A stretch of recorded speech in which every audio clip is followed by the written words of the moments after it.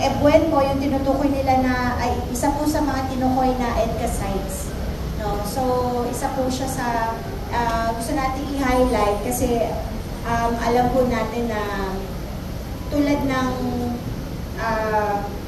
bahagyang Israel na war machine ng US, tayo rin, no, sa Pilipinas, nandun tayo sa angle na yun. Siguro at this point, tawagin ko po yung kinatawan from Negros, BNP Negros, so si Trisha Shine. Ito na po. Ako, nagpapasa sa lahat. At salamat pagpipita, salamat at nagpipita kami sa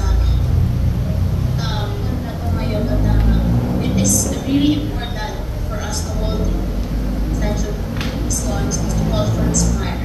So, uumpisahan ko po sa ispo na ako nagsasabi na Palestine right now is the most talk and the most censored genius, which is alarming and very sad.